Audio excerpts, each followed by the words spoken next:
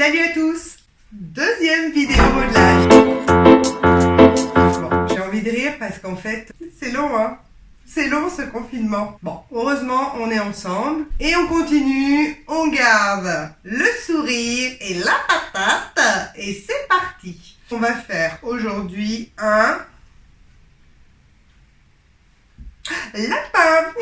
Donc j'en avais fait un il y a quelques temps, c'est ce qu'on va faire ensemble. Donc en fait, il vous faut évidemment de la terre. Je vais en remettre parce que j'ai été victime de mon succès et il y en a presque plus. Donc je vais en remettre sur les marches. Si vous avez le moyen d'en faire parvenir, parce que vous habitez pas trop loin de l'atelier, à d'autres personnes qui sont pas trop loin de chez vous, voilà, mais trop loin de l'atelier pour revenir en chercher, n'hésitez pas à en prendre plus.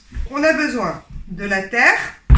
Il nous faut de la barbotine qui est de la terre sèche réhumidifiée avec de l'eau. On en a déjà parlé dans la première vidéo modelage. Voilà. Toujours notre petit substitut de rouleau à pâtisserie, donc bocal, cornichon ou ce qu'on veut. Du papier journal pour pas que ça colle au verre. Nos petits pics à brochettes. Et puis c'est parti. Donc, on va commencer en fait à faire la forme du corps.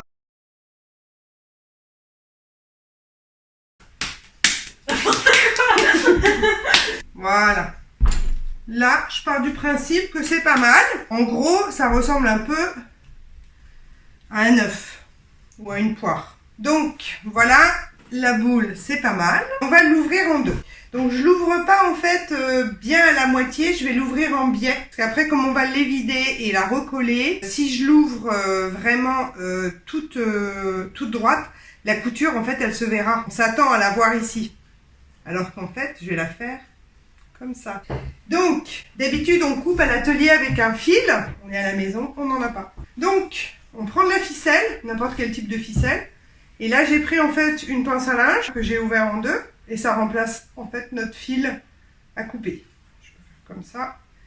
Et je vais couper comme ça. Voilà, en biais.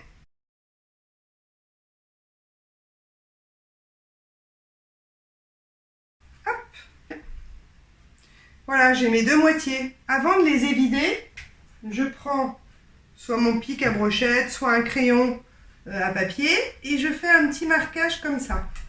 Pour savoir en fait, à un moment donné, quand je vais les avoir évidés, pour pouvoir les recoller exactement au même endroit. Maintenant, on va évider nos deux moitiés. Donc j'ai oublié en fait de vous préciser dans tout le petit matos qu'il vous fallait une petite cuillère. Je prends ma petite cuillère et en fait on va évider les deux parties en laissant toujours en fait la même épaisseur partout. Donc là ça déforme bien mais on va le remettre après en forme. Don't panic! Allez, hop, donc là, voilà la première partie. Donc là en fait je regarde si c'est la même épaisseur partout. Là j'ai un peu moins.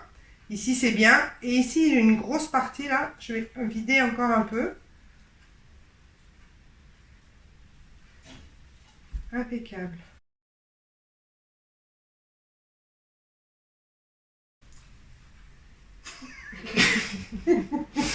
Alors il faut savoir en fait qu'on fait ça parce que on ne peut pas en fait cuire une forme pleine. Si j'avais gardé en fait ma boule telle quelle, et hop, je l'avais mise à cuire, en fait, après séchage, il y a des grandes chances, et même plus que des grandes chances, une certitude, en fait, que ça aurait éclaté au four. Donc, là, ma boule ne ressemble plus à rien, hein, bien évidemment. Je fais un petit test. Donc, au départ, en fait, ça fait toujours ça, hein, ne vous inquiétez pas, on a l'impression qu'on a tout raté. Donc là, les deux moitiés, je vais les guillocher. Vous vous souvenez? Les guilloche. Hop, dans l'autre sens. Tac, tac, tac. Donc j'ai guilloché mes deux parties. On va mettre de la barbotine. Magnifique cette barbotine.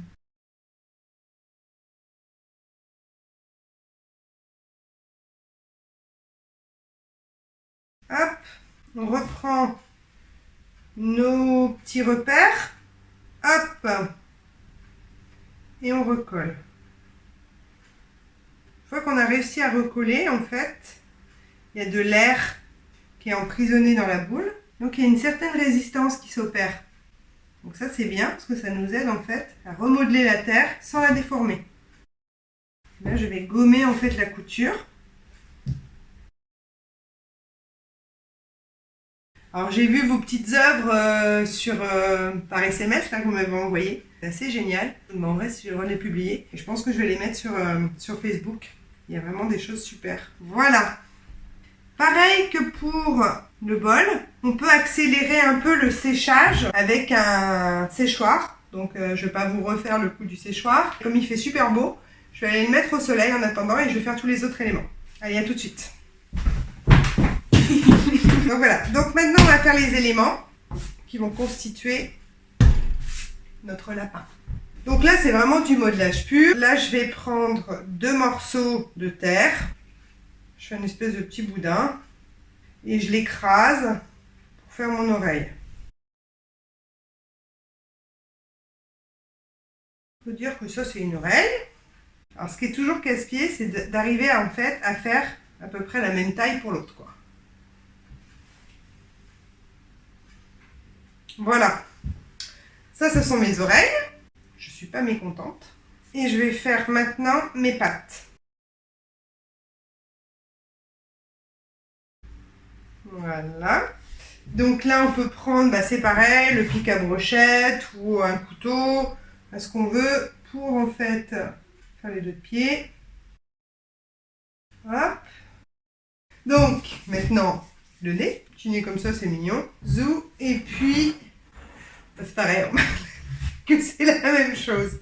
Qu'est-ce qu'on peut faire d'autre? Est-ce que je lui fais un nœud dans les cheveux ou pas? Allez, on lui fait un nœud.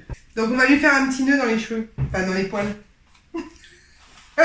Donc là, je vais utiliser mon super rouleau à pâtisserie. Donc, on fait comme si c'était un tissu. Je coupe mon morceau de tissu.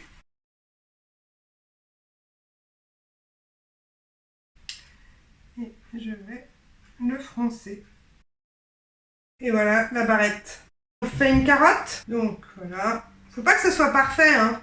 Parce que je sais que des fois, les enfants, vous avez envie que ça soit parfait, parfait, parfait. Mais non.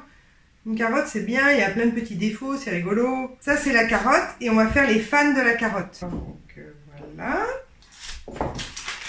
Hop. Et puis ici, je coupe. Je les tortille entre elles. Je les serre comme un petit bouquet. Et hop, je vais coller. N'oubliez pas de mettre de la barbotine, autrement ça ne tiendra pas. Souvent on me dit, mais la barbotine, est-ce que ça sert à quelque chose? Et je pose ma petite carotte. Il nous reste à faire le pull, parce qu'un lapin sans pull, ça n'existe pas. Le pull et les mains, les pattes. En fait, ça, il faut une bande assez longue, mine de rien. C'est parti. Donc voilà la bande.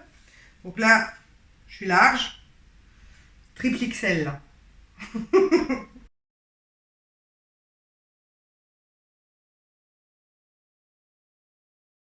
Voilà. Bon là c'est bien. Donc là on ne coupe pas pour l'instant sur les côtés. On verra après quand on va ajuster.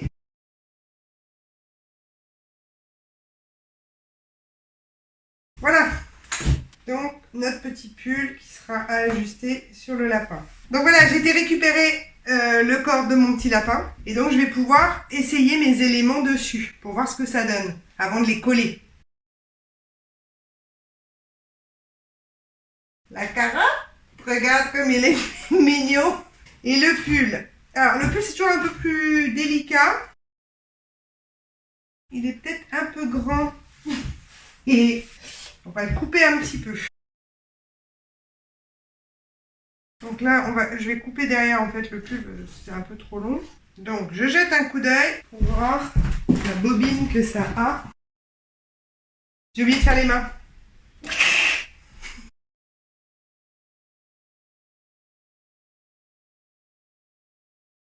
Et donc je vais venir en fait faire une petite fente. Donc maintenant, on va coller tous les éléments avec la barbotine.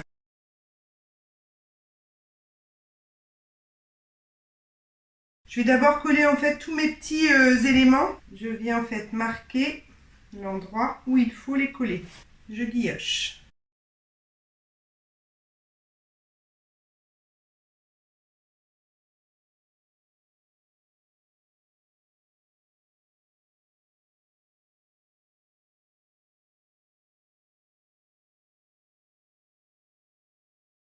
Donc le pull, en fait, on va guillocher à certains endroits, mais pas partout.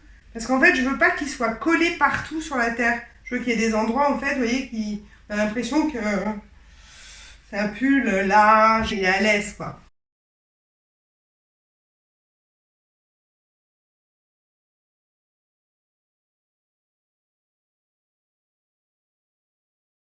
Super.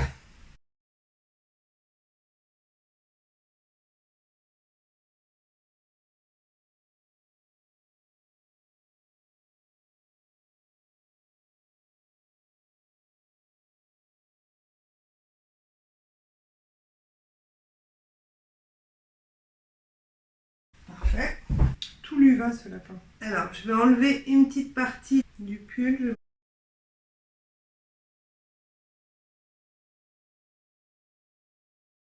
Voilà. Donc, le petit lapin est terminé. Donc, ce qu'il faut faire, par contre, comme en fait, on a fait une boule, qu'on l'a évidée, il ne faut pas oublier, avant que ça soit complètement sec, de faire un trou dans la boule. Autrement, l'air qu'il y a dedans va vouloir sortir et quand on va le faire cuire, ça va exploser. Un petit trou. Hop. Bon ben voilà, l'histoire du petit lapin, c'est terminé. Hâte de vous retrouver pour une prochaine vidéo. Je vous embrasse fort et à bientôt.